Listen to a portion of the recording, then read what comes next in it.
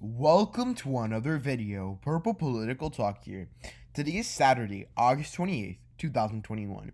And today we're going to be discussing the 2024 presidential election and take a look at why Joe Biden might lose the election and discuss a lot of the truth about Joe Biden the media might not tell you about. So this is a very interesting video. We're going to go in depth into this. But before we do begin, I want to remind you guys to like, subscribe, and to turn on post notifications to be up to date with our latest content. And also, channel memberships are now open if you would like to become a Purple Political Talk channel member. You could do so by pressing the link down in the description or the join button next to the subscribe tab. Now, in that spirit, I did want to give a very big thank you to our Purple Political Talk channel members, David Maxwell and Adam Hurst. We really could not do this without you. But now that we've gotten all of this out of the way, let's get started with the video. So, I would say right now, Joe Biden falls into a very weird group of presidents that we really haven't seen in the past, I would say, 40 to 50 years. And this is the no excitement Democrat. You know, when I take a look at Joe Biden and I compare him to past Democratic presidents, one of the things I'm really noticing is that the excitement is simply not there. And remember, it's very important, crucially important, to have that excitement be there. And not only be there, but prevail. That's how people like Barack Obama, that's how people like Bill Clinton were able to gain second terms with pretty much breeze. With Joe Biden, it's not looking so great because he does not have that excitement from his base. And there's a lot of other things going on in the country that really are going against him. You know, this last week, we've seen Biden approval rating drop to the ground. And a lot of it has to do with a big rise of COVID cases around the country, not in certain regions. You know, of course, certain regions have, bigger trends and stuff. But at a more, generalized level, the whole country's having huge rise of COVID cases.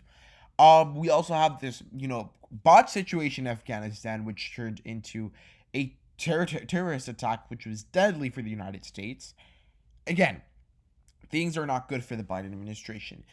And, there's a lot of factors adding up to this. And I think that the media is currently not covering this. And I find this ridiculous because, at this point, I would say that the administration is really failing Americans. And, I think that that's going to translate, and it's not really what I feel. It's what I think Americans feel. And these approval ratings attest that Joe Biden is about to be underwater with, one of the most Democratic pollsters with FiveThirtyEight. And, they weigh these polls heavily towards the Democrats, and he's about to be underwater. And I think that the day that Joe Biden would be underwater, based on where the media and pollsters currently are, was very far away from a day this year. And I think that moving forward, Biden faces distinct challenges. I'm going to tell you where those distinct challenges are going to affect him. So let's start off by talking about the gridlock in Congress. So this is going to, turn away a lot of voters. And I think ultimately, one of the things that Biden has been doing, not really because he has to, but in a way because he hasn't wanted to, push, is the gridlock in Congress. And honestly, he's been sitting around doing nothing because Congress won't get anything approved. And I mean, ultimately, I get where he's coming from. But at a voter perspective, when it's time for the midterms and Republican voters and, Republican campaigns are going to have such an easy time of coming and saying, well, Joe Biden hasn't done anything, so why keep the Democrats in control of Congress if they're not going to do anything anyways? Other than the infrastructure bill, nothing else big, rather, has been passed. And this could be an issue because by this time in Trump's presidency, a couple of bills have gone through, a couple of policies, and, while they might have been controversial, I would have to argue that it was more action. And I think a lot of voters are going to start seeing that. Where do I think that's going to affect Biden? Certainly the Midwest. I think places like Wisconsin, Michigan, Pennsylvania can end up going to Biden. Ohio and Iowa even more. And, I think especially with the economy is in such a bad state right now Um, and I'm not talking about job numbers because job numbers are going to be going up for a long time because ultimately we're coming down from a very big, job deficit. Now, where the economy is really failing is inflation and, in stock and out of stock goods. I mean, it is ridiculous and I'm starting to get, kind of really noticing, right? I'm really noticing that at least at a local level, and I think from what I've seen in a lot of places nationwide, on Twitter, in local news stations, I'm really seeing that there's a big shortage on everything. And again, not good signs of the economy. Voters are going to be pissed come 2022, which again could even play even more of a role in gridlocking Congress even more.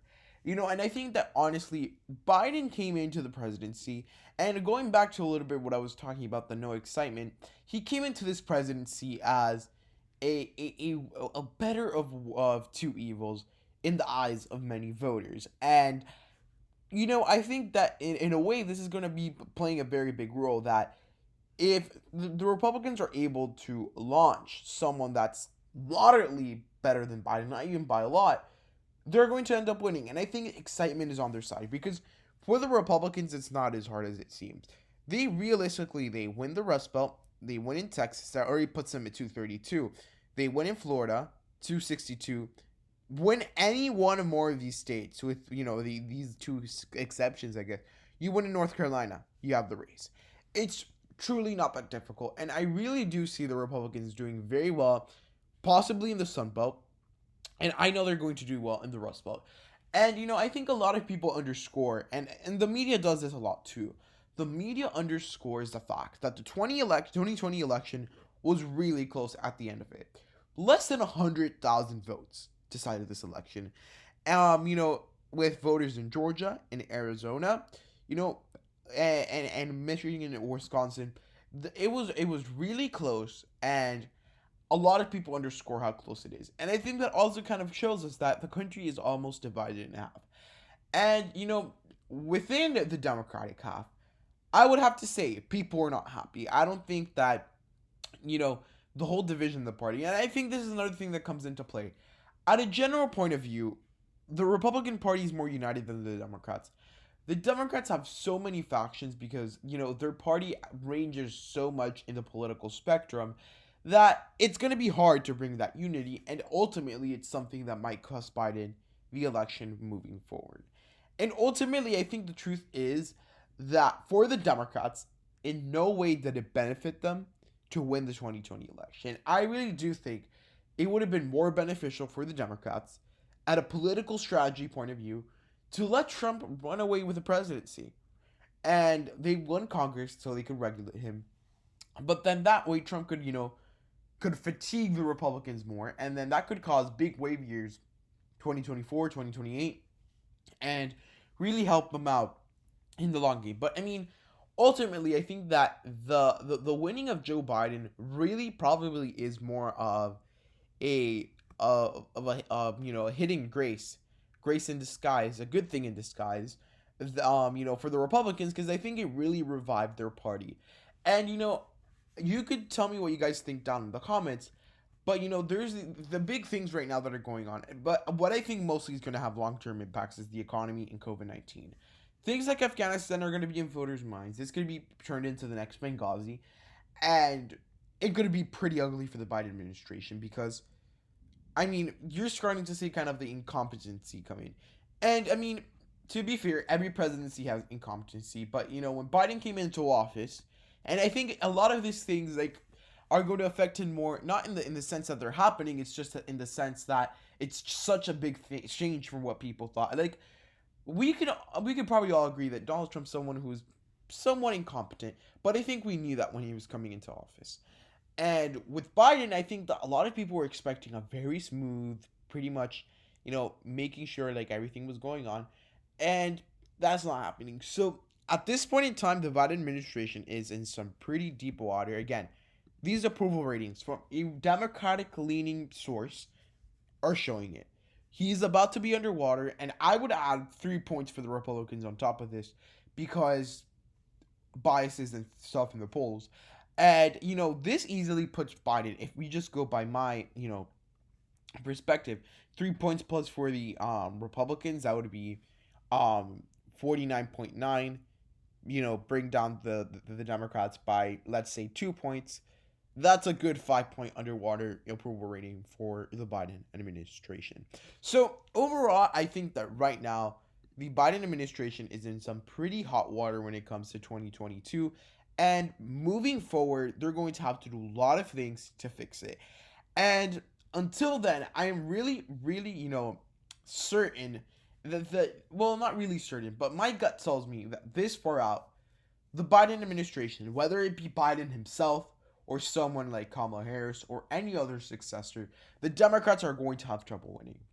So guys, I want to thank you guys so much for watching this video. If you enjoyed the video, please give it a huge thumbs up, like, subscribe, and turn on post notifications to be up to date with our latest content. And on one last personal note, I really want to apologize for not posting yesterday like scheduled, and then not posting those 2 shorts or going live. It's been the first week of school this last week, and I've been busy trying to, acclimate to see how much, workload and things like that. So, I kind of, I posted your videos on Monday and Wednesday. I couldn't get to post on Tuesday, Thursday, or Friday. But moving to next week, I'm gonna release a new upload schedule. But again, I'm gonna be making you guys regular content, so stay tuned for that. So guys, I want to thank you guys so much for watching. Hope you enjoyed the video, and again, if you enjoyed the video, please give it a huge thumbs up, like, subscribe, and turn on post notifications. Thank you guys so much for watching, and goodbye.